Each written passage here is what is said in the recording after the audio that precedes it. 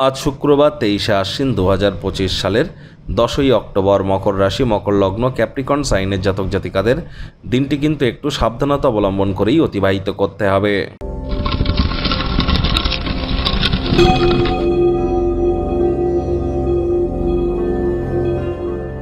ভিডিওটির শুরুতে স্ক্রিনে আপনারা দেখতে পাচ্ছেন দেবী মহালক্ষ্মীর গায়ত্রী মন্ত্র।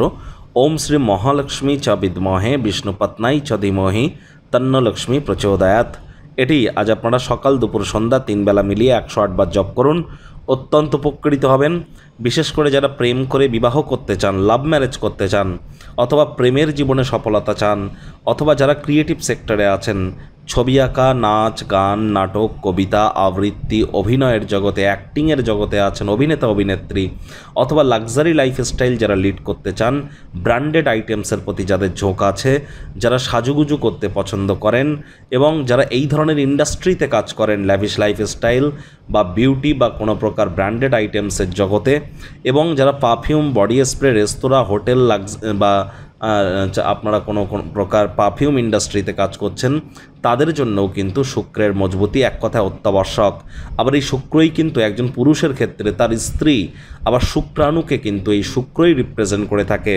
তাহলে দেবী লক্ষ্মীর নাম জপ ধ্যান আরাধনা তো করুন, তার সাথে সাথে শুক্রের বীজমন্ত্র ওম দ্রাং দ্রিং দ্রং স শুক্রায় নমঃ অথবা ওম সোম শুক্রায় নমঃ, এটিও আজ আপনারা জপ করুন। হোয়াইট কালারের ড্রেস পরিধান করুন, স্নানের জলে হাফ কাপ কাঁচা দুধ, গোলাপ জল, আতর ইত্যাদি দিয়ে স্নান করুন, লাভান্বিত হবেন। ভাগ্য মিটার আজ আপনাদের বলছে 4 আউট অফ 10, ভাগ্য আপনাদের অনুকূলেই থাকবে। অর্থকর্ম, প্রেম, দাম্পত্য এই কয়েকটি ব্যাপারে আপনাদেরকে একটু সাবধানতা অবলম্বন করেই চলতে হবে। দেখুন, কোনো নেগেটিভ বা নেতিবাচক কথাবার্তা বলতে কিন্তু আমাদেরও ঠিক ভালো লাগে না, তবে গ্রহ নক্ষত্রের হেরফের অনুযায়ী ইন জেনারেল ডেলি প্রেডিকশন আমরা প্রস্তুত করে থাকি। যাদের চন্দ্র রাশি মকর অর্থাৎ মুন সাইন ক্যাপ্রিকর্ন, এই গণনা তাদেরই কিন্তু অধিকাংশ ক্ষেত্রে খাটবে। কিছু মানুষের মনে হতে পারে যে আমি সবই জানি, অর্থাৎ সব জানতে অ্যাটিটিউড থাকতেই পারে।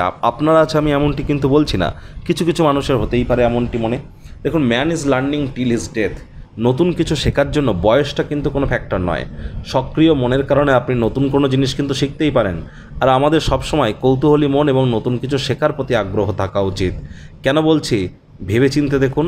আপনার নিউ স্কিল সেট বা নতুন মডার্ন টেকনোলজির সাথে যত দ্রুত নিজেদেরকে অ্যাডাপ্ট করিয়ে নিতে পারবেন, এটিই কিন্তু আপনাদের ক্ষেত্রে বেটার, যদি আপনি পিছিয়ে না পড়তে চান। মানি ম্যানেজমেন্ট, মানি সেভিংস সম্পর্কে পরিবারের সদস্যদের সাথে আলাপ আলোচনা আজ আপনারা করতেই পারেন। যারা চাকরিজীবী আছেন তাদের অফিসে কম কথা বলে কাজ বেশি করতে হবে, মনের থেকে মস্তিষ্ককে বেশি দাম দিতে হবে। কোনো প্রকার অফিস পলিটিক্স বা গসিপিংয়ের অংশ যেন হবেন না, বসের কিন্তু কুনজরে পড়ে যেতে পারেন। রাজনীতিবিদ যারা আছেন জনসংযোগ বৃদ্ধি করুন। হার্ডওয়ার্ক, কঠোর কায়িক পরিশ্রমের কোনো বিকল্পই কিন্তু নেই। শিক্ষার্থী বিদ্যার্থীদের পড়াশোনায় মনোযোগ আরও বৃদ্ধি করতে হবে। উচ্চশিক্ষার জন্য যারা বিদেশ যাত্রার কথা ভাবছিলেন, ভাগ্যদেবী আজ আপনাদের পক্ষে নেই। সন্তান সন্ততি থেকে থাকলে তাদের দিকে কঠোর সজাগ দৃষ্টি বজায় রাখুন। হাউসওয়াইফ যারা আছেন দিনের শুরুটা তাড়াতাড়ি করুন। প্রেমিক প্রেমিকা, স্বামী স্ত্রী উভয়ের ক্ষেত্রেই বলবো রূঢ় বাক্যের প্রয়োগ, অশ্লীল ব্যবহার যেন করবেন না। তৃতীয় কোনো ব্যক্তিকে ভুলেও সম্পর্কের মধ্যে প্রবেশ করতে দেবেন না। সম্পর্কের দুর্বলতা কিন্তু বেড়ে যেতে পারে। শত্রুপক্ষ, বিরোধী পক্ষ আজ খুব একটি শক্তিশালী থাকছে না।